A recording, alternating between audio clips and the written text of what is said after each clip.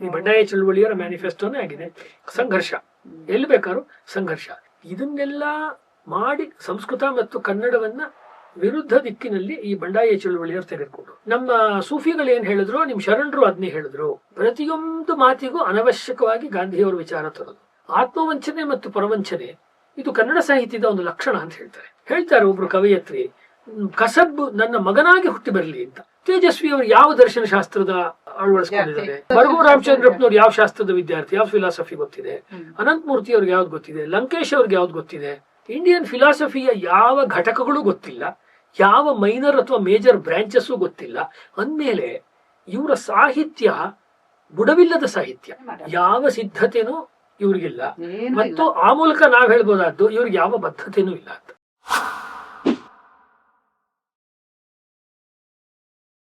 ಇದನ್ನ ಚಂದ್ರಶೇಖರ್ ಪಾಟೀಲ್ ಹೇಳ್ತಾರೆ, ರಸವೇ ಮರಣ ಅಂತ ಹೇಳ್ಬಿಟ್ಟು ವಿರಸವೇ ಜನನ ಅನ್ನೋ ರೀತಿಯಲ್ಲೇ ಆ ಪದ್ಯವನ್ನು ಅವರು ಬೇಂದ್ರೆಯವರ ಪದ್ಯವನ್ನೇ ಪೂರ್ತಿ ಡಿಸ್ಟಾರ್ಟ್ ಮಾಡಿ ಕೊಟ್ಟಿರೋದು ಇವರ ಮ್ಯಾನಿಫೆಸ್ಟೋನೇ, ಈ ಬಂಡಾಯ ಚಳುವಳಿಯರ ಮ್ಯಾನಿಫೆಸ್ಟೋನೇ ಆಗಿದೆ.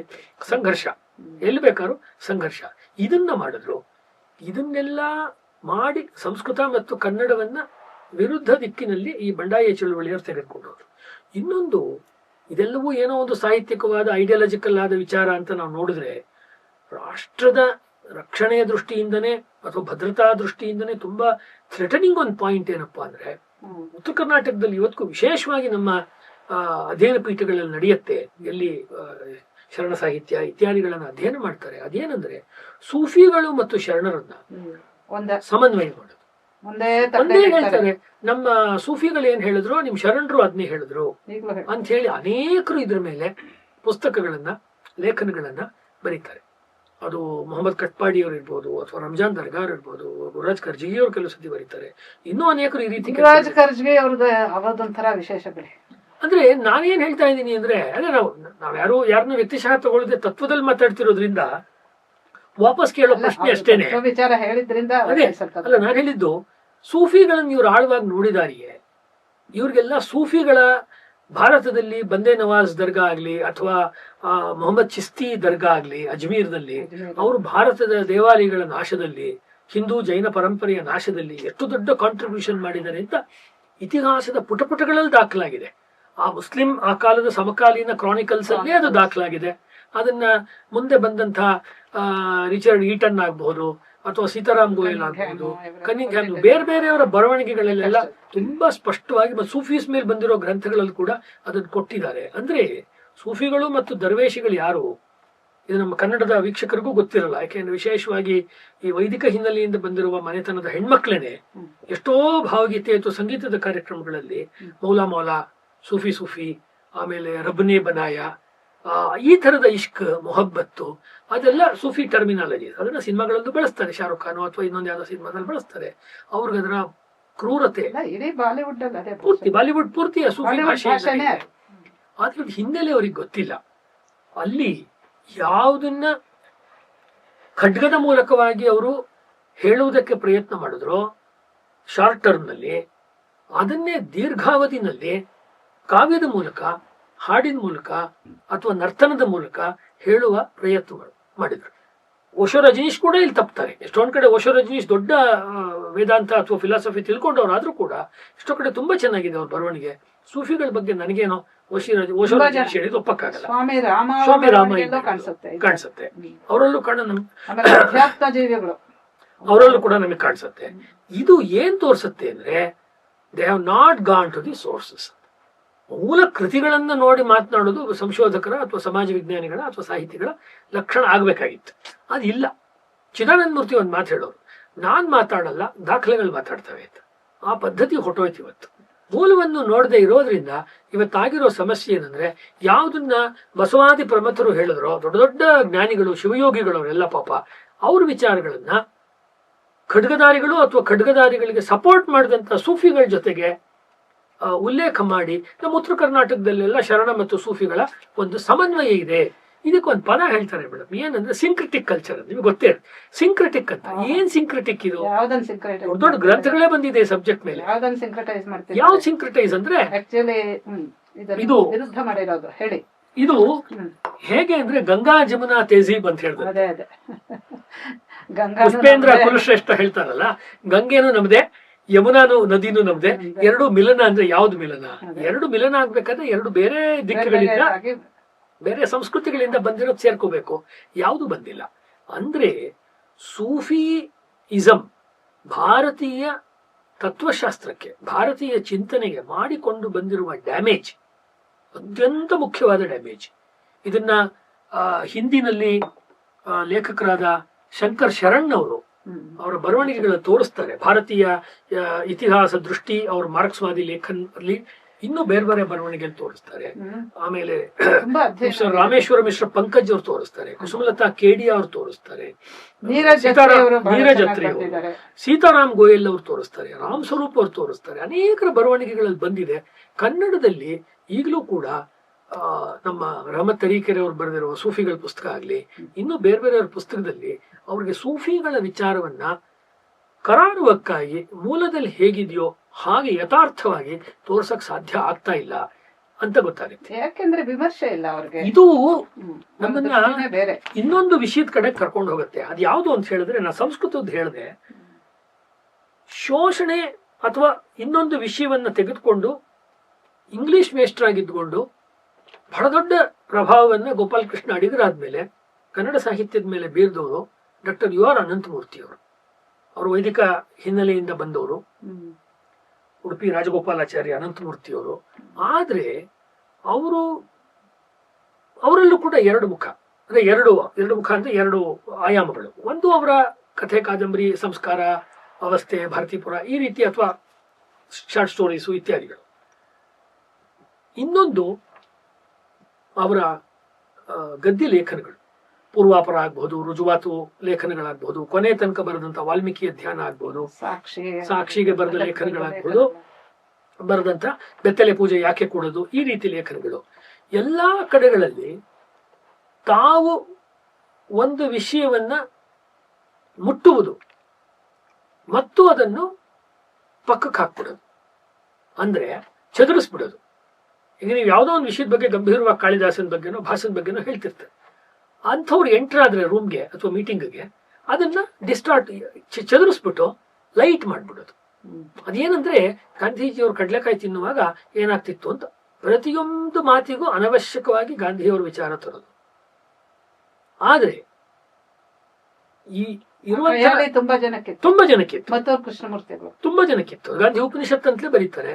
ಯಾವ ಸಂದರ್ಭಕ್ಕೆ ಎಷ್ಟು ಔಚಿತ್ಯದ ಬಗ್ಗೆ ನಮ್ಮ ಕಾವ್ಯ ಮೀಮಾಂಸೆಯಲ್ಲಿ ಬೇಕಾದಷ್ಟು ಚರ್ಚೆಗಳು ಬಂದಿದೆ. ಕ್ಷೇಮೇಂದ್ರ ಇತ್ಯಾದಿಗಳು ಹೇಳಿರುವಂಥದ್ದು ಔಚಿತ್ಯ ವಿಚಾರ ಚರ್ಚಾ ಇತ್ಯಾದಿಗಳು. ಅದು ಯಾವುದೂ ಅವ್ರಿಗೆ ಬೇಡ.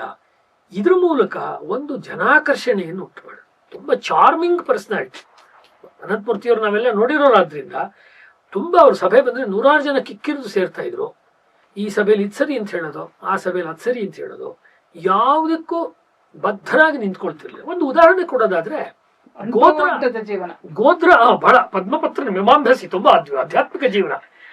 ಗೋಧ್ರಾ ಪ್ರಕರಣ ಆದಾಗ, ಗೋಧ್ರಾ ಸಂದರ್ಭದಲ್ಲಿ ಇವರು ಯಾವುದೋ ಒಂದು ಪುಣೆಯ ಒಂದು ಫಿಲ್ಮ್ ಇದರಲ್ಲಿ ಅವರು ಅಧಿಕಾರಿಯಾಗಿ ನಿಯುಕ್ತಿಯಾಗಿದ್ರು. ಆ ಸಂದರ್ಭದಲ್ಲಿ ಇವ್ರು ಯಾವುದೇ ಟೀಕೆಗಳನ್ನು ಮಾಡಲಿಲ್ಲ ಗುಜರಾತ್ ಅಲ್ಲಿ ನಡೆದಂತ ಒಂದು ಪ್ರಕರಣಗಳ ಮೇಲೆ. ಯಾವಾಗ ಇವರು ಅಧಿಕಾರಾವಧಿ ಪೂರ್ಣವಾಯಿತು, ಎಲ್ಲರಿಗೂ ಅಪ್ಲೈ ಆಗುವಂಥದ್ದು, ಯಾರೂ ಏನು ಇದರಲ್ಲಿ ಹೊರತಲ್ಲ. ಅದಾದ್ಮೇಲೆ ಮೈಸೂರಿನಲ್ಲಿ ನಡೆದಂತ ಒಂದು ದಲಿತ ಚಳವಳಿಗಾರರ ಸಭೆಯಲ್ಲಿ ಇದನ್ನು ಪ್ರಸ್ತಾಪ ಮಾಡಿ, ನಾನು ಮೋದಿ ಅವರು ಹೇಳಿರೋ ವಿಚಾರವನ್ನ ಖಂಡಿಸ್ತೀನಿ ಅಂತ ಹೇಳಿ. ಆಮೇಲೆ ಅದು ಮುಂದುವರೆದು ಎಲೆಕ್ಷನ್ ನಲ್ಲಿ ಮೋದಿ ಅವ್ರು ಗೆದ್ರೆ, 2014 ಎಲೆಕ್ಷನ್ ನಲ್ಲಿ ಮೋದಿ ಅವ್ರು ಗೆದ್ರೆ, ಆ ಭಾರತದಲ್ಲಿ ನಾನು ಇರೋದೇ ಇಲ್ಲ, ಈ ರೀತಿಯ ತುಂಬಾ ಜನ ಇದ್ರು. ಬಣ್ಣದ ಆದ್ರೆ ಚೆನ್ನಾಗಿದ್ದಾರೆ, ದೊಡ್ಡ ಮನೆ ಕಟ್ಕೊಂಡು ಚೆನ್ನಾಗಿದ್ದಾರೆ, ಬಣ್ಣದ ಮಾತುಗಳನ್ನು ಹೇಳ್ತಿದ್ರು. ಇದು ಏನಾಯ್ತು ಅಂದ್ರೆ, ನಾನು ಹೇಳೋದು ಅವರು ವೈಯಕ್ತಿಕವಾಗಿ ಏನೇ ಮಾಡಿದ್ರು ಅವರು ಸೊಸೈಟಿಯಲ್ಲಿ ಒಂದು ದೊಡ್ಡ ಸ್ಥಾನದಲ್ಲಿ ಮತ್ತು ಪ್ರಭಾವಶಾಲಿ ವ್ಯಕ್ತಿಗಳಾದ್ರಿಂದ ಎಲ್ಲರೂ ಕೂಡ, ಇವಾಗ ಯಾರ್ಯಾರ ಬಗ್ಗೆ ನಾವು ಬೇರೆ ಬೇರೆ ಹಂತಗಳಲ್ಲಿ ಮಾತನಾಡಿದ್ವಿ, ಲಂಕೇಶ್ವರ್ ಇರಬಹುದು, ಅನಂತಮೂರ್ತಿ, ಚಂಪಾ ಅವರು, ಬರ್ಗೂರ್ ಅವರು, ತೇಜಸ್ವಿ ಅವ್ರನ್ನೂ ಸೇರಿಸ್ಕೋಬಹುದು ಅನೇಕ ಸಂದರ್ಭದಲ್ಲಿ, ಪೂರ್ಣಚಂದ್ರ ತೇಜಸ್ವಿ ಅವರು ಯಾವುದನ್ನ ಪ್ರತಿಪಾದಿಸ್ತಿದ್ರು ಮತ್ತು ಯಾವುದನ್ನ ಅವರು ಜೀವನದಲ್ಲಿ ಅವರು ಅಳವಡಿಸ್ಕೊಳ್ತಿದ್ರು, ಈ ವ್ಯತ್ಯಾಸ ನೋಡಿದಾಗ ತುಂಬಾ ಒಂದು ಅಜಗಜಾಂತರ ಕಾಣಿಸುತ್ತೆ. ಒಂದು ಈ ಸಂದರ್ಭದಲ್ಲಿ ನೀವು ಇದನ್ನು ಹೇಳ್ಬಿಡಿ. ಈಗ 2002ರಲ್ಲಿ ನಡೆದಂತ ಗೋಧ್ರಾ ಪ್ರಕರಣ ಹೇಳಿದ್ರಿ. ಆ ಗೋಧ್ರಾ ಕಾರಣ ಏನು ಅನ್ನೋದು ಪಾಪ ಅವ್ರು ಹೇಳೋದಿಲ್ಲ, ಬರೀ ಮೋದಿನ ಮಾತ್ರ ಟಾರ್ಗೆಟ್ ಮಾಡ್ತಾರೆ.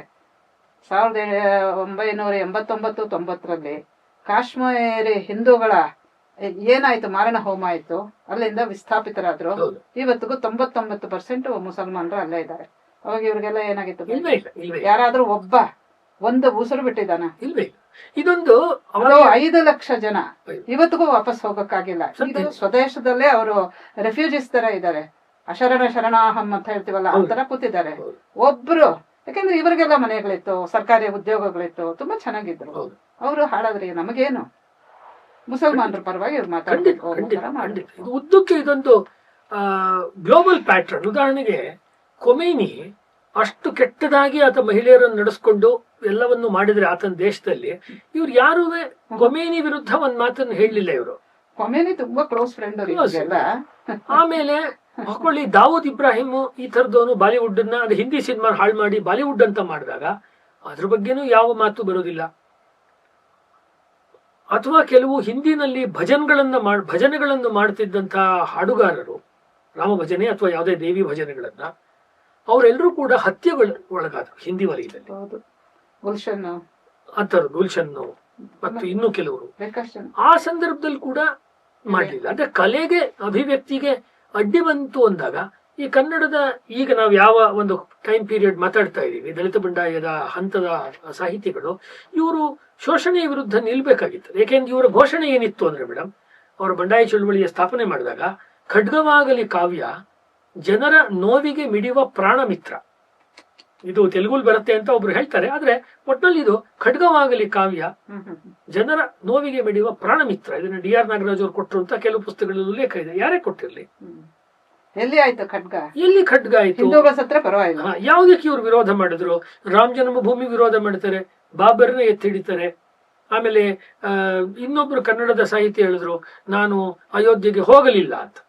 ನಮ್ಮ ಕನ್ನಡದ ನಮ್ಮ ಸ್ನೇಹಿತರೆ ಕೆ ಸತ್ಯನಾರಾಯಣ ಶಿಖರ ಮಾರಣ ಹೋಮದ ಬಗ್ಗೆ ಮಾತಾಡ್ಲಿಲ್ಲ, ನಾನು ಅಯೋಧ್ಯೆಗೆ ಹೋಗಲಿಲ್ಲ ಅಂತ ಅವರು ಲೇಖನ ಬರೀತಾರೆ. ಅಂದ್ರೆ ಇದೆಲ್ಲವೂ ಕೂಡ ಎಲ್ಲಿ ತಾವು ಒಂದು ಮುಖ್ಯವಾಹಿನಿಯ ಜನಗಳು ಮಾತನಾಡುವ ಒಂದು ಜೀವನ ಶೈಲಿಗೆ ಸಂಬಂಧಪಟ್ಟ ಹಿಂದೂ ಭಾರತೀಯ ಚಿಂತನೆಗೆ ಸ್ಪಂದಿಸ್ಬಿಟ್ರೆ ನಮ್ಮನ್ನೆಲ್ಲಿ ಕೋಮುವಾದಿ ಅಂತ ಕರೆದು ಬಿಡ್ತಾರೋ, ನಮ್ಮನ್ನೆಲ್ಲಿ ಹಿಂದುತ್ವವಾದಿ ಅಂತ ಕರೆದು ಬಿಡ್ತಾರೋ, ಅಥವಾ ಸಂಪ್ರದಾಯವಾದಿ ಅಂತ ಕರೆದು ಬಿಡ್ತಾರೋ ಅಂತ ತಮ್ಮನ್ನು ತಾವು ಬಚಾವು ಮಾಡ್ಕೊಳ್ತಾನೇ ಪ್ರಗತಿಶೀಲ ಕಾಲದಿಂದ ದಲಿತ ಬಂಡಾಯ ಕಾಲ, ಇವಾಗ ಯಾವ್ಯಾವ ಕಾಲಘಟ್ಟಗಳನ್ನು ನಾವು ನೋಡಿದ್ವಿ, ಉದ್ದಕ್ಕೂ ಇದೇ ಮಾತುಗಳನ್ನ ಮಾಡ್ಕೊಂಡೇ ಬೆಳೆದ್ರು.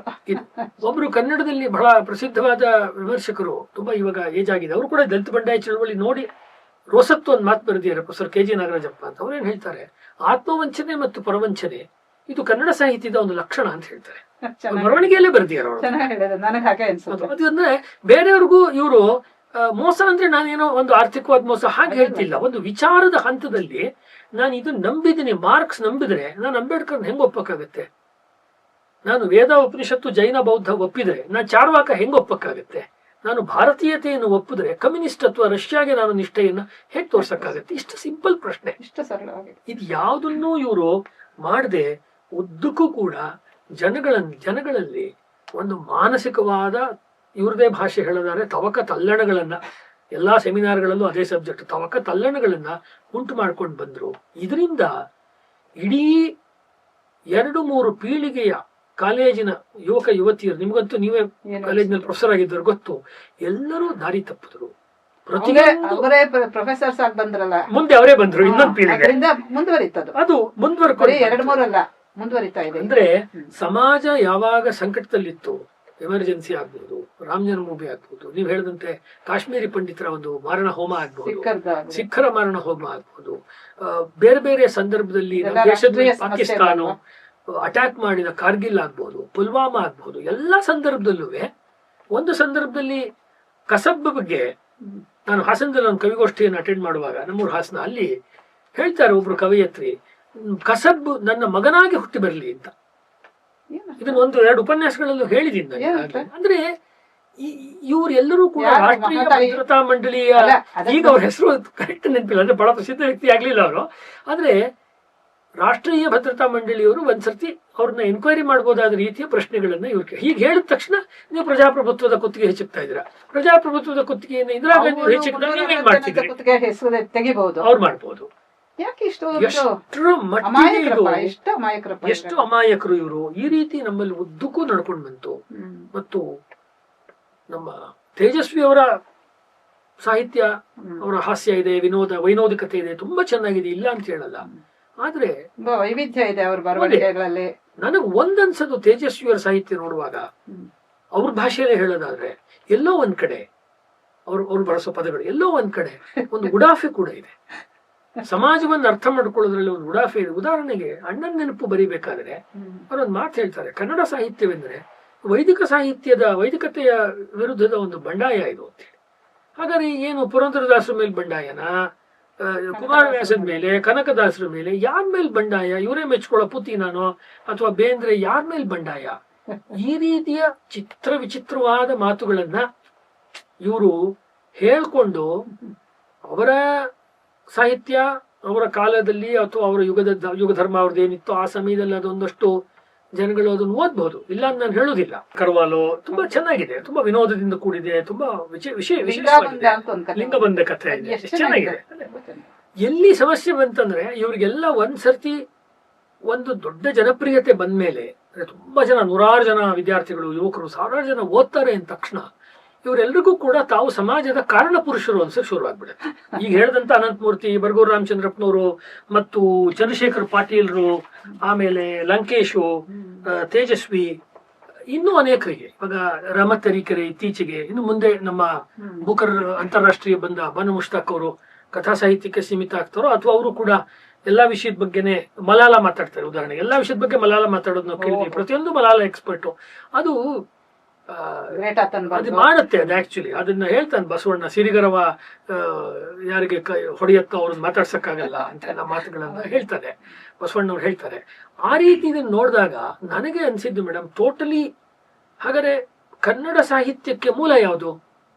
ಕನ್ನಡ ಸಾಹಿತ್ಯಕ್ಕೆ ಮೂಲ ಕನ್ನಡತನವೇ ನಿಜ. ಆದ್ರೆ ಕನ್ನಡತನಕ್ಕೂ ಏನೋ ಒಂದಷ್ಟು ಮಾಡೆಲ್ಸ್ ಬೇಕಲ್ವಾ? ಆ ಮಾಡೆಲ್ಸ್ ನ ತಗೊಂಡಿರೋದು ಒಂದು ಜನಜೀವನದಿಂದ, ಇವ್ರು ಫೋಕ್ ಅಂತಾರೋ ಏನಂತಾರೋ ಸ್ಥಳೀಯ ಅಂತಾರೋ ಅದು, ಇನ್ನೊಂದು ಸಂಸ್ಕೃತ ಪ್ರಾಕೃತಗಳಿಂದ.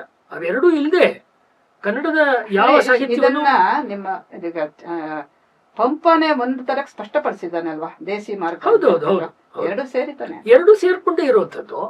ದೇಸಿಗಳು ಪುಗುವುದು, ಪೊಕ್ಕು ಮಾರ್ಗದಲ್ಲಿ ತಳ್ಳುವುದು ಅಂತ ಹೇಳಿ ಅವು ಎರಡೂ ಕೂಡ ಬೇಕು ಅನ್ನೋದನ್ನ ಹೇಳ್ಕೊಂಡು ಬಂದಿದ್ದಾರೆ.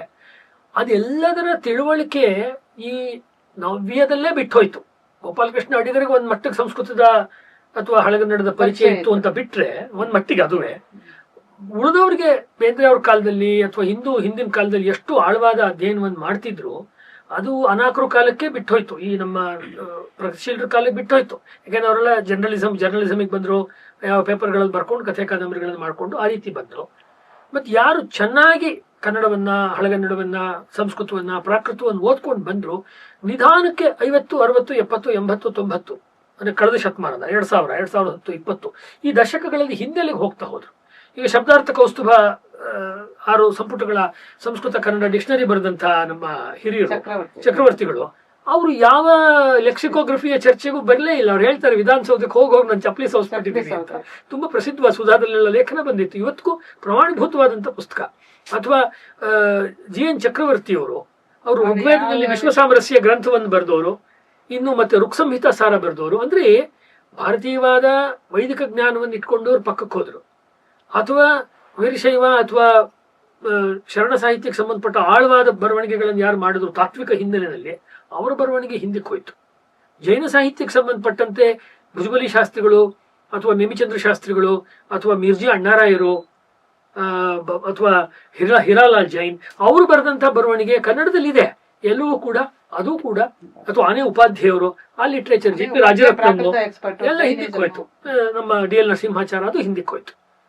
ಇನ್ನು ವೈದಿಕ ಸಾಹಿತ್ಯ ಅಂತೂ ಇವರಿಗೆ ಪುರೋಹಿತ ಶಾಹಿ. ಅದರಿಂದ ಅದು ನನಗೆ ಮರ್ತೋಗಕ್ಕೆ ಮುಂಚೆ ಒಂದು ಹೇಳಬೇಕು. ಲಂಕೇಶ್ ಪತ್ರಿಕೆಯ ಮೂಲಕ ಲಂಕೇಶ್ ಪತ್ರಿಕೆ ಪ್ರಕಾಶನ ಅಂತ ಒಂದು ಬರುತ್ತೆ, ಪಬ್ಲಿಕೇಶನ್ ಕೂಡ. ಅದು ಲಂಕೇಶ್ ಅವ್ರ ಬರವಣಿಗೆ ಬರುತ್ತೆ, ಮತ್ತೆ ಬೇರೆಯವ್ರದ್ದು ಬರುತ್ತೆ. ಕೆಲವು ಕಥಾ ಪುಸ್ತಕಗಳು ಎಲ್ಲ ಬೇರೆಯವರೆಲ್ಲ ಪ್ರಕಟ ಮಾಡಿದ್ದಾರೆ. ಅದರಲ್ಲಿ ಒಬ್ರು B ವೀರಭದ್ರಪ್ಪ ಅಂತ ಲೇಖಕರು, ಅವರು ವೇದಾಂತ ರೆಜಿಮೆಂಟ್ ಅಂತ ಒಂದು ಪುಸ್ತಕ ಬರೀತಾರೆ. ವಿಶೇಷವಾಗಿ ಹೇಳ್ಬೇಕಾದ್ದು, ಏನಪ್ಪ? ಯಾವ ವೇದಗಳ ಯಜ್ಞ ಯಾಗಗಳ ಕಲ್ಪನೆ ವೀರಭದ್ರಪ್ಪನವ್ರಿಗೂ ಇಲ್ಲ, ಲಂಕೇಶ್ ಅವ್ರಿಗೆ ಮೊದಲೇ ಇಲ್ಲ. ಯಾಕೆಂದ್ರೆ ಅವ್ರು ಪ್ರಗತಿಪರರಾದ್ರಿಂದ ಅವ್ರಿಗೆ ಯಜ್ಞಗಳೆಲ್ಲ ಮೂಢನಂಬಿಕೆ. ಆಯ್ತು, ಬಿಟ್ಬಿಡೋಣ. ಅಶ್ವಮೇಧ ಯಜ್ಞವನ್ನು ಏನ್ ಮಾಡ್ತಾರೆ? ಅಶ್ವಮೇಧ ಯಾಗ ಆದ್ಮೇಲೆ ಅಶ್ವಮೇಧ ಯಾಗದ ಕೊನೆಯಲ್ಲಿ, ಅದು ಹೇಳೋದಿಕ್ಕೆ ಅಸಹ್ಯ ಅನ್ಸುತ್ತೆ, ಆ ರಾಜನ ಪತ್ನಿ ಮಹಾರಾಣಿ ಆ ಕುದುರೆ ಜೊತೆ ಹೇಗೆ ಸಂಭೋಗವನ್ನು ಮಾಡ್ತಾಳೆ ಅನ್ನೋದನ್ನ ದೊಡ್ಡ ಋಗ್ವೇದದ ಪಂಡಿತನ ತರ ಇವ್ರು ಬರೆಯೋದು, ವೀರಭದ್ರಪ್ಪ ಅನ್ನೋ ಲೇಖಕ ಬರೆಯೋದು, ಮತ್ತು ಲಂಕೇಶ್ ಅದನ್ನು ಪ್ರಕಟ ಮಾಡೋದು. ಈಗ ಕೂಡ ಅದು ಪ್ರಕಟ ಆಗ್ತಾ ಇದೆ. ಆ ಪುಸ್ತಕದ ಹೆಸರು ಪ್ರಚಾರದಲ್ಲಿದೆ, ವೇದಾಂತ ರೆಜಿಮೆಂಟ್. ಅಂದ್ರೆ ಎಷ್ಟು ವ್ಯಂಗ್ಯ, ಎಷ್ಟು ರೋಷದಿಂದ ಕೂಡಿರುವಂತದ್ದು. ವೇದಾಂತದವ್ರ ಕೈಲಿ ಯಾವ ಸೈನ್ಯ ಇದೆ? ಅದೊಂದು ಪರತತ್ವ ಅಥವಾ ಆತ್ಮತತ್ವದ ಚಿಂತನೆಯಿಂದ ತಣ್ಣಗೆ ಒಂದ್ ಕಡೆ ಕೂತು ತನ್ನ ಅಂತರಂಗದ ಅವಲೋಕನ ಮೈಸೂರಲ್ಲಿ ಪ್ರತಿಷ್ಠಾಪಿತವಾಗಿರುವಂತಹ ಭಗವಾನ್ ಇದೆಯಲ್ಲ, ಅದು ಇವತ್ತಿಗೂ ಹೇಳುತ್ತಲ್ಲ, ಶಂಕರಾಚಾರ್ಯರು ಸೈನ್ಯ ತಗೊಂಡೋಗಿ ಬೌದ್ಧರನ್ ಸೇಮ್ ಅದು ಅದೇನೆ. ಅದು ರೆಜಿಮೆಂಟ್ ಅನ್ನೋ ಕಾನ್ಸೆಪ್ಟ್ ಇದೆಯಲ್ಲ, ನಾನು 2-3 ಸತಿ ಕೇಳಿದೀನಿ, ಎಲ್ಲಿತ್ತು ಸೈನ್ಯ, ಏನ್ ಮಾಡಿದ್ರು? ನೀವೇನಾದ್ರು ಬೌದ್ಧ ಲಿಟ್ರೇಚರ್ ಓದಿದ್ದೀರಾ? ನಾಗಾರ್ಜುನನ್ ಓದಿದ್ದೀರಾ?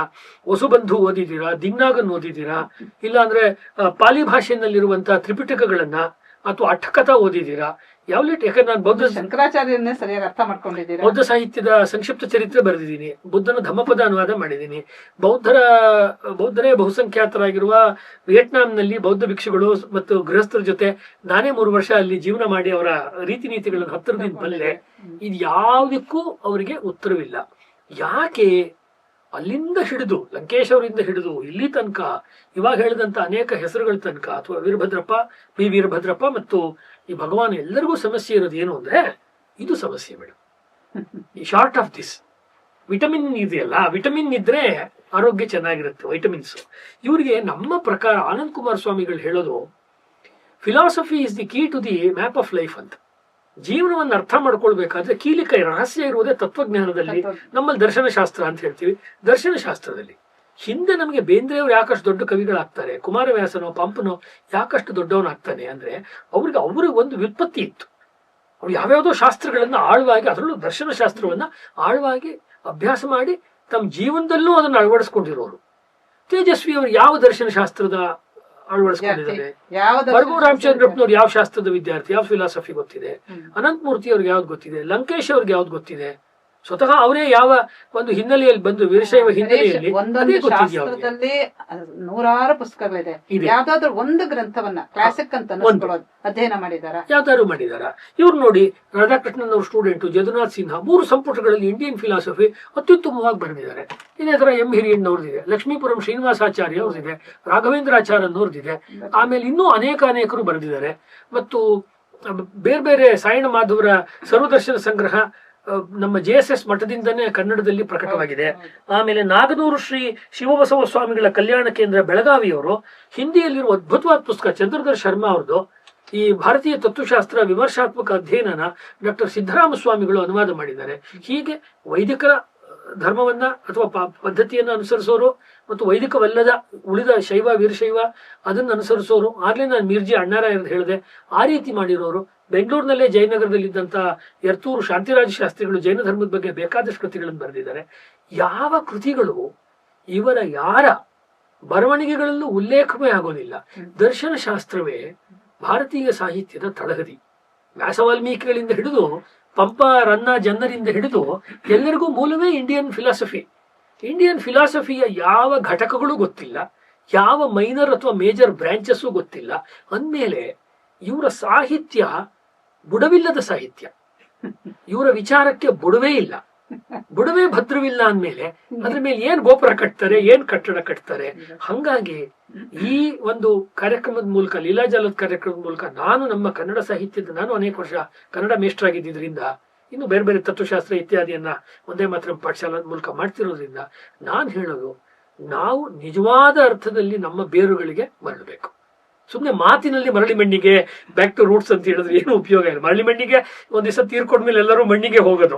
ನಾನು ಹೇಳಿದ್ ಬದುಕಿರುವಾಗ ಮಣ್ಣಿಗೆ ಹೋಗೋದು ಅಂದ್ರೆ ಒಂದು ಮಟ್ಟದ ಅಧ್ಯಯನ ಬೇಕು, ಗಂಭೀರವಾಗಿ ಒಂದಾದ್ರೂ ಒಂದು ದಾರಿ. ಈ ಯಾವ್ದಾದ್ರು ಜೈನ ಆದ್ರೆ ಅದನ್ನೇ ಗಂಭೀರವಾಗಿ ನಮ್ಮ ಸಾಹಿತ್ಯದ ಸಂಸ್ಕೃತಿಯ ವಿದ್ಯಾರ್ಥಿಗಳು ತಗೋಬೇಕು. ಬೌದ್ಧವೇ ಆಗ್ಲಿ, ಶೈವನೇ ಆಗ್ಲಿ, ವೈಷ್ಣವನೇ ಆಗ್ಲಿ, ವೈದಿಕ ಮಾರ್ಗವೇ ಆಗ್ಲಿ, ಅಥವಾ ವೀರಶೈವ ಲಿಂಗಾಯತ ಸಾಹಿತ್ಯ ಯಾವುದೇ ಆಗಿದ್ರು ಕೂಡ ಅದನ್ನು ಪ್ರಾಮಾಣಿಕವಾಗಿ, ಸಾಹಿತ್ಯಕ್ಕೆ ಆಧಾರವೇ ಪ್ರಾಮಾಣಿಕತೆ, ಅನುಭವ, ಅದರ ಮೂಲಕ ಅವ್ರು ಹೋಗಿ ಹೋದ್ರೆ ಕನ್ನಡ ಸಾಹಿತ್ಯದ ವೈಭವ, ಅದ್ರ ಮೂಲಕ ಉಳಿದ ಭಾರತೀಯ ವಾಂಗ್ಮಯ ಪ್ರಾಚೀನ ಸಾಹಿತ್ಯದ ವೈಭವ ಅವ್ರಿಗೆ ತೆಕ್ಕೊಳ್ಳುತ್ತೆ. ಈ ಕೀಲಿಕೈ ನಮ್ಮ ಹಳೆಗನ್ನಡದ ಸಾಹಿತಿಗಳಿಂದ ನವೋದಯದವ್ರ ತನಕ ತುಂಬಾ ಸ್ಪಷ್ಟವಾಗಿದ್ದಿದ್ರಿಂದ ಅವರು ದಾರಿ ತಪ್ಪಲಿಲ್ಲ, ದಿಕ್ ತಪ್ಪಲಿಲ್ಲ, ತಾವು ದಿಕ್ ತಪ್ಪಲಿಲ್ಲ, ಸಮಾಜವನ್ನು ದಿಕ್ ತಪ್ಪಿಸಲಿಲ್ಲ. ಮುಂದೆ ಬಂದಂತ ಈಗ ಯಾವ ನಾವು ಪಂಥಗಳ ಬಗ್ಗೆ ಉಲ್ಲೇಖವನ್ನು ತುಂಬಾ ಸ್ಪಷ್ಟವಾಗಿ ಹೆಸರುಗಳನ್ನು ಕೊಟ್ಟು with due respect to their individual personality and with lot of differences with their ideology, ನಾನು ಅತ್ಯಂತ ಸ್ಪಷ್ಟವಾಗಿ ಇದನ್ನು ಹೇಳ್ತಿರೋದು ಕಾರಣ ಏನಂದ್ರೆ ನಮ್ಮ ಕನ್ನಡ ಸಾಹಿತ್ಯ ಈ ರೀತಿಯ ಉಡಾಫೆತನದಿಂದ ಅಪಾಯದ ಅಂಚಿಗೆ ಈಗಲೇ ಬಂದಿದೆ. ಯಾರು ಇವರ ಕನ್ನಡ ಸಾಹಿತ್ಯದ ಕೃತಿಗಳನ್ನು ತಗೊಳ್ತಾ ಇಲ್ಲ. ಕಾರಣ ಅಂದ್ರೆ ಅದ್ರಲ್ಲಿ ಸ್ಟಫ್ ಇಲ್ಲ. ಮತ್ತೆ ಅದನ್ನ ಡಿಫೆಂಡ್ ಮಾಡ್ಕೊಳ್ಳೋರು ಯಾರು ಅವ್ರನ್ನ ಯಾರು ಆ ಒಂದು ಗುಂಪುಗಳಲ್ಲಿ ಮುಂದೆ ಚಳವಳಿಗಳನ್ನು ಮಾಡ್ಕೊಂಡ್ ಬಂದ್ರು ಅವ್ರನ್ನ ಬಿಟ್ರೆ ಇನ್ಯಾರು ಕೂಡ ಅದನ್ನ ಡಿಫೆಂಡ್ ಮಾಡ್ಕೊಳ್ಳೋ ಸ್ಥಿತಿಯಲ್ಲಿಲ್ಲ. ಹಂಗಾಗಿ ಸೂಫಿಗಳು ಶರಣರಿಗೂ ಸಂಬಂಧ ಇದೆಯೋ ಇಲ್ವೋ ಅಂತ ತಿಳ್ಕೋಬೇಕಾದ್ರೆ ಉತ್ತರ ಫಿಲಾಸಫಿನೇ. ನೀವು ಶೈವರ ಫಿಲಾಸಫಿ ಓದಿ, ನೀವು ಇಸ್ಲಾಂನ ಫಿಲಾಸಫಿ ಓದಿದ್ರೆ ಎರಡಕ್ಕೂ ಸಂಬಂಧವೇ ಇಲ್ಲ, ಅಜಗಜಾಂತರ. ಹರೀಶ್, ಈ ಸಂದರ್ಭದಲ್ಲಿ ಒಂದೇ ಒಂದು ಸಣ್ಣ ಮಾತು ನನಗೆ ನೆನಪಕ್ಕೆ ಬರ್ತಾ ಇದೆ, ಹೇಳ್ತಿದ್ದೀನಿ. ಈಗ ಸೂಫಿಗಳ ಫಿಲಾಸಫಿ ಅನ್ನೋದು ನೀವು ಹೇಳಿದ್ರಿ, ಆದ್ರೆ ನಮ್ಮಲ್ಲಿ ಕರ್ನಾಟಕದಲ್ಲೂ ಅಷ್ಟೇ, ನಮ್ಮ ಕರ್ನಾಟಕದ ಹೊರಗಡೆನೂ ಬೇಕಾದಷ್ಟು ಜನ ಮುಸಲ್ಮಾನರು ಅಂದ್ರೆ ಇಸ್ಲಾಂಗೆ ಹುಟ್ಟಿದವರು ಅವರು ನಂತರ ಫಿಲಾಸಫರ್ಸ್ ಆಗಿದ್ದಾರೆ. ಆಮೇಲೆ ಭಕ್ತಿ ಪಂಥಕ್ಕೆ ಬಂದಿದ್ದಾರೆ. ಯಾವ್ದಕ್ ಬಂದ್ರು ಅಂತ ಹೇಳಿದ್ರೆ ವೈದಿಕ ಹಿಂದೂ ಧರ್ಮದ ಸಲುವಾಗಿ. ಈಗ ನಮ್ಮಲ್ಲಿ ಶರೀಫರು ಏನ್ ಮಾಡಿದ್ರು, ಅವರು ಗೋವಿಂದ ದೀಕ್ಷಿತರ ಇದಾಗಿ ಶಿಷ್ಯರಾಗಿ ಅವರು ಬೆಳೆದ್ರೆ ಹೊರತು ಸೂಫಿ ಪಂಥ ಹಿಡ್ಕೊಂಡು ಹೋಗ್ಲಿಲ್ಲ. ಈಗ ಕೇರಳದ ಒಬ್ರು ಶ್ರೀ ಎಂ ಅಂತ ಮುಸಲ್ಮಾನರವರು, ಅವರು ಇವತ್ತು ಪ್ರಸಿದ್ಧವಾದಂತಹ ಒಬ್ಬ ಆಚಾರ್ಯ ಪುರುಷರಾಗಿದ್ದಾರೆ. ತುಂಬಾ ಚೆನ್ನಾಗಿ ಮಾತಾಡ್ತಾರೆ, ಅಂದ್ರೆ ವೇದ ಉಪನಿಷತ್ತು ಇದನ್ನೆಲ್ಲ ಹೇಳ್ಕೊಂಡು ಅವರು ಇದನ್ನೇ ಹೇಳ್ತಾ ಇರೋದು. ಅವರು ಸೂಫಿ ಪಂಥ ಹೇಳ್ತಾ ಇಲ್ಲ. ನೀವು ಹೇಳಿದ್ರೆ ಆಗ್ಲೇ ಆಳಕ್ಕೆ ಇಳಿದಿದ್ದೆ ಆದ್ರೆ ಸೂಫಿನಲ್ಲಿ ಗಟ್ಟಿಯಾದಂತಹ ವಿಚಾರವೇ ಇಲ್ಲ. ಅಂದ್ರೆ ಜನಹಿತ ಆಗುವಂತಹದ್ದು, ಜನರನ್ನು ಉದ್ಧಾರ ಮಾಡುವಂತಹದ್ದು ಯಾವ ವಿಚಾರಗಳು ಅಲ್ಲಿ ಪ್ರಸ್ತಾಪ ಆಗಿಲ್ಲ. ಏನೋ ಅಲಿಪಲ್ಲಿ ಅಂತ ಒಂದಿಷ್ಟು ಹಾಡು ಹೇಳ್ಬೋದು ಅಷ್ಟೇ ಹೊರತು ಒಂದು ಆವೇಶದಲ್ಲಿ ಏನು ಗಟ್ಟಿಯಾದಂತ ವಿಚಾರ ಇದೆ, ಜನರಿಗೆ ಹಿತವನ್ನುಂಟು ಮಾಡೋದು, ಅವರ ಕ್ಷೇಮ ಸಮಾಜ ಕ್ಷೇಮಕ್ಕೋಸ್ಕರವಾಗಿ ಏನ್ ಮಾಡಿದ್ದಾರೆ ಹೇಳಿ, ಅದನ್ನ ಮಾತಾಡ್ಲಿ. ಈಗ ರಹಮತ್ ತರೀಕೆರೆ ಇಂಥವ್ರೆಲ್ಲ ಬೇರೆ ಬೇರೆ ಅದರದೆಲ್ಲ ಮಾತಾಡ್ತಾರಲ್ಲ. ಇಲ್ಲ, ನಾವು ಅದನ್ನೇ ಒಂದು ವಿಶೇಷ ಚರ್ಚೆ, ಅವರ ಬೇರೆ ಬೇರೆ ಗ್ರಂಥಗಳನ್ನ ಎಲ್ಲ ಸಮಾನ ಸಾಮರಸ್ಯ ಅದು ಇದು ಅಂತ ಶಾಂತಿಯ ತೋಟ ಅಂತ ಅವತ್ತಿಂದ ಹೇಳ್ತಾ ಬಂದಿದೆ. ಯಾವ ಶಾಂತಿ ಇವರ ಮೂಲಕ ಬಂದಿದೆ ನಮ್ಗೆ ನಮ್ಮ ಸಮಾಜಕ್ಕೆ ಅನ್ನೋದನ್ನ ನಾವು ಕೂತ್ಕೊಂಡು ಚರ್ಚೆ ಮಾಡ್ಬೇಕು. ಹಿಂದೂ ಧರ್ಮದ ಅಥವಾ ಭಾರತೀಯ ಧರ್ಮಗಳ ಅಥವಾ ಭಾರತೀಯ ಚಿಂತನೆಯನ್ನ ಎಳೆ ಎಳೆಯಾಗಿ ಬಿಡಿಸಿಡುವಂತಹ ಈ ಎಲ್ಲ ದೊಡ್ಡ ದೊಡ್ಡ ಪ್ರಗತಿಶೀಲ ಸಾಹಿತ್ಯಗಳು ಇಸ್ಲಾಮಿನ ಅಥವಾ ಕ್ರಿಶ್ಚಿಯಾನಿಟಿಯ ಕ್ರೌರ್ಯದ ಕಥೆಗಳನ್ನ, ಅದರ ಚಿಂತನೆಯಲ್ಲೇ ಇರ್ತಕ್ಕಂಥ ಮೂಲಭೂತವಾದ ತೊಡಕುಗಳನ್ನ, ಸಮಸ್ಯೆಗಳನ್ನ ಇವರು ಎಂದೂ ಕೂಡ ಮುಕ್ತವಾಗಿ ಚರ್ಚೆ ಅಂದ್ರೆ ಯಾವ ಸಿದ್ಧತೆನೂ ಇವ್ರಿಗಿಲ್ಲ. ಮತ್ತು ಆ ಮೂಲಕ ನಾವ್ ಹೇಳ್ಬೋದಾದ್ದು ಇವ್ರಿಗೆ ಯಾವ ಬದ್ಧತೆನೂ ಇಲ್ಲ ಅಂತ. ಯಾವ ಸಿದ್ಧತೆ ಇವ್ರು ಹೇಳ್ತಿದ್ದಾರೆ ನಮಗೆ ಬದ್ಧತೆ ಇದೆ ಅಂತ. ನಾವು ಈ ಚರ್ಚೆ ಮೂಲಕ ತಿಳ್ಕೊಳ್ಳೋದೇನಂದ್ರೆ ನಿಮಗೆ ಭಾರತೀಯ ತತ್ವಶಾಸ್ತ್ರ ಬಗ್ಗೆ ಬದ್ಧತೆ ಇಲ್ಲ ಅಂದ್ರೆ ಭಾರತೀಯತೆಯನ್ನ, ವೈದಿಕ ಧರ್ಮವನ್ನ, ಸನಾತನ ಧರ್ಮವನ್ನ ದ್ವೇಷಿಸುವಂತ ಒಂದು ಬದ್ಧತೆ ಅವತ್ತಿಂದ ಇವತ್ತು. ನಿಜವಾದ ಅರ್ಥದಲ್ಲಿ ಇವರು ವೈದಿಕ ಚಿಂತನೆಗೆ, ಜೈನ ಚಿಂತನೆಗೆ, ವೀರಶೈವ ಚಿಂತನೆಗೆ, ಜೈನ ಚಿಂತನೆಗೆ, ಜಾನಪದ ಚಿಂತನೆಗೆ, ಬಾಬಾ ಸಾಹೇಬ್ ಅಂಬೇಡ್ಕರ್ ಚಿಂತನೆಗೆ ಎಲ್ಲದಕ್ಕೂ ಇವರು ಒಂದ್ ರೀತಿ ವಿರುದ್ಧವಾದ ರೀತಿಯಲ್ಲೇ ಹೋಗ್ತಾ ಇದೆ ಇವ್ರ ಚಿಂತನೆ ಅಂತ ಗೊತ್ತಾಗ್ತಿದೆ. ಹೀಗಾಗ್ಬಿಟ್ಟು ಇದು ಒಂದು ಡಿಸ್ಟಾರ್ಟಿಂಗ್ ಇಂಡಿಯಾ ಅಂತಿದೆಯಲ್ಲ, ಅಂದ್ರೆ ಭಾರತವನ್ನ ವಿಭಜನೆ ಮಾಡುವಂತ ಶಕ್ತಿಗಳ ವಿಸ್ಥಾಪಿಸುವಂತ ಹಿನ್ನೆಲೆಯಲ್ಲಿ ಈ ಲಿಟ್ರೇಚರು ಇವ್ರಿಗೆ ಬೇಕೋ ಬೇಡವೋ ಆ ನೆಲೆನಲ್ಲೇ ಇದು ವರ್ಕ್ ಆಗುತ್ತೆ ಅನ್ನುವುದು ನಮಗೆ ತುಂಬಾ ವಿವರವಾಗಿ ಗೊತ್ತಾಗತ್ತೆ. ನಾವು ಹೇಳೋದೇನು ಅಂದ್ರೆ ಮೂಲ ಕೃತಿಗಳನ್ನು ಓದಿ, ಮೂಲ ಕೃತಿಗಳಿಗೆ ಸಂಬಂಧಪಟ್ಟಿರುವ ಆನುಷಂಗಿಕವಾದ ಸಪೋರ್ಟಿವ್ ಲಿಟ್ರೇಚರ್ ಓದಿದ್ರೆ ಇವ್ರು ಏನ್ ಹೇಳ್ತಾ ಇದ್ದಾರೆ ಅನ್ನೋದು ಗೊತ್ತಾಗುತ್ತೆ. ಇದನ್ನ ಉದ್ದಕ್ಕೂ ಕೂಡ ಮತ್ತೆ ಮತ್ತೆ ಕಮ್ಯುನಿಸಂನ ಆವೃತ್ತಿಗಳನ್ನ ಕನ್ನಡದಲ್ಲಿ ತರೋದು, ಇತ್ತೀಚೆಗೆ ಆಂಟೋನಿಯೋ ಗ್ರಾಮ್ಶಿ ಅವರ ಬರವಣಿಗೆಗಳನ್ನೆಲ್ಲ ಕನ್ನಡದಲ್ಲಿ ತರೋದು, ಇದೊಂದು ಮತ್ತೆ ಮತ್ತೆ ಆ ಪ್ರಯತ್ನಗಳು ವಿಶ್ವವಿದ್ಯಾಲಯದ ಒಳಗಡೆ ಮತ್ತು ಹೊರಗಡೆ ನಡೀತಾ ಇದೆ. ಮೇಲ್ನೋಟಕ್ಕೆ ನಮ್ಗೆ ಅನ್ನಿಸ್ಬೋದು ಕಮ್ಯುನಿಸ್ಟರು ಕೆಲವೇ ರಾಜ್ಯಗಳಲ್ಲಿದ್ದಾರೆ, ಏನು ಪರವಾಗಿಲ್ಲ ತೊಂದರೆ. ಆದ್ರೆ ಆ ಇಂಟೆಲೆಕ್ಚುಯಲ್ ಫೀಲ್ಡ್ ಇದೆಯಲ್ಲ, ಅಲ್ಲಿ ಅವರ ಡಾಮಿನೇಷನ್ ಹಿಂದೆ ನಾವು ಹೇಳಿದ ಪ್ರಗತಿಶೀಲ ಪ್ರೋಗ್ರೆಸಿವ್ ಮೂವ್ಮೆಂಟಿನ ಪ್ರಾರಂಭದ ಮುಂದುವರಿತಾ ಇದೆ, ಇವತ್ತಿಗೂ ಅದು ಮುಂದುವರಿತಿದೆ. ಅದೇನು ಅಂದ್ರೆ ಸಂಘರ್ಷವಿಲ್ಲದ ಕಡೆಯಲ್ಲಿ ಸಾಹಿತ್ಯದಲ್ಲಿ ಅಥವಾ ಕಲೆಯಲ್ಲಿ ಸಂಘರ್ಷವನ್ನು ತೋರಿಸೋದು, ಮತ್ತು ಆ ಸಂಘರ್ಷದ ಪರ ಒಂದು ಗುಂಪು ವಿರುದ್ಧ ಒಂದು ಗುಂಪು ಮಾಡಿ ಎರಡು ಬಣವನ್ನು ಮಾಡಿ ಭಾರತೀಯರಲ್ಲೇ ಎರಡು ಬಣ ಮಾಡಿ ಅವ್ರನ್ನೇ ಎತ್ಕಟ್ತಾ ಹೋಗುವಂಥದ್ದು. ಅದ್ರ ಮೂಲಕ ಇವರ ಉಳಿದ ರೀತಿಯ ಬೇಳೆಯನ್ನ ಬೇಯಿಸ್ಕೊಳ್ಳೋದು. ಇದ್ರ ವಿರುದ್ಧ ನಿಜವಾದ ಒಂದು ಹೋರಾಟ ಮಾಡೋದಿಲ್ಲ. ಅದೇ ನಮ್ಮ ಭಾರತೀಯ ಬಂಡಾಯ. ನಾವು ಈ ಚರ್ಚೆಯನ್ನ ಕೊನೆಗೆ ಬರುವಾಗ ಭಾರತೀಯ ಬಂಡಾಯವೆಂದ್ರೆ ಇವರು ಮಾಡುತ್ತಿರುವ ಈ ಹುಸಿ ಬಂಡಾಯವನ್ನ ಭಾರತೀಯ ಧರ್ಮ, ಸಂಸ್ಕೃತಿ, ಅನುಷ್ಠಾನ, ಅಧ್ಯಾತ್ಮ, ಒಳ್ಳೆ ಜೀವನ ಪದ್ಧತಿ ಮೂಲಕ ನಾವು ಸತಾರ್ಕಿಕವಾಗಿ ಉತ್ತರನೂ ಕೊಡಬೇಕು ಮತ್ತು ಸಂದರ್ಭ ಬಂದಾಗ ಪ್ರತಿಭಟನೆಯನ್ನು ಮಾಡಬೇಕು, ಒಳ್ಳೆ ವಿಚಾರಗಳನ್ನ ಮರುಸ್ಥಾಪನೆಯನ್ನು ಮಾಡಬೇಕು. ಇದು ನಿಜವಾದ ಭಾರತೀಯ ನವೋದಯ, ಇದು ನಿಜವಾದ ಭಾರತೀಯ ಬಂಡಾಯ ಅಂತ ನೀವು ಹೇಳ್ತಾ ಇರೋದು ತುಂಬಾ ಸರಿ ಅಂತ ಅನ್ಸುತ್ತೆ ನನಗೆ. ಈಗ ಕನ್ನಡದಲ್ಲೇ ನೀವು ಮೊದಲೇ ಹೇಳ್ಬಿಟ್ರೆ, ಮೊದಲ ತಲೆಮಾರುಗಳಿದೆಯಲ್ಲ ಅವರೆಲ್ಲ ನಿಷ್ಠವಾಗಿಯೇ ಇದ್ರು ಭಾರತೀಯತೆಗೆ. ಆಮೇಲೆ ತಾನೇ ಈ ವಿಸ್ಥಾಪನೆಗಳು, ವಿಸ್ಫೋಟಗಳು, ಆಸ್ಫೋಟಗಳು ಎಲ್ಲ ಶುರು ಆಗಿದ್ದು, ಆಂದೋಲನಗಳು. ಅದ್ರಿಂದ ಈ ಒಂದು 50-60 ವರ್ಷದಲ್ಲಿ ಆದ್ರೆ ಅದು ಮಾಡಿರುವಂತ ಅಪಾಯ ತುಂಬಾ ದೊಡ್ಡದು. ಏನೇ ಆಗ್ಲಿ ಇವಾಗ ಮತ್ತೆ ಮರಳಿ ಈ ಅರ್ಥದಲ್ಲಿ ಮರಳಿ ಮಣ್ಣಿಗೆ ಹೋಗ್ಬೇಕಾಗಿರೋಂತ ತುಂಬಾ ಅನಿವಾರ್ಯವಾಗಿದೆ.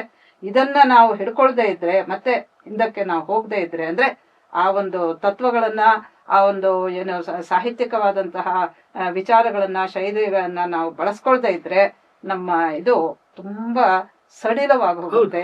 ನಮಗೆ ನೀವಾಗ್ಲೂ ಹೇಳೋದ್ರಲ್ಲ, ಬುಡವೇ ಭದ್ರ ಇಲ್ಲದೆ ಅದನ್ನ ಎಷ್ಟು ಕಾಲ ನಾವು ಭದ್ರ ಇಲ್ಲದೆ ಕೂತ್ಕೊಳ್ಳೋದು, ಭದ್ರ ಮಾಡ್ಕೋಬೇಕಾಗಿದೆ. ತುಂಬಾ ಉತ್ತಮವಾದಂತ ವಿಚಾರಗಳನ್ನು ಹೇಳಿದ್ರಿ ಹರೀಶ್.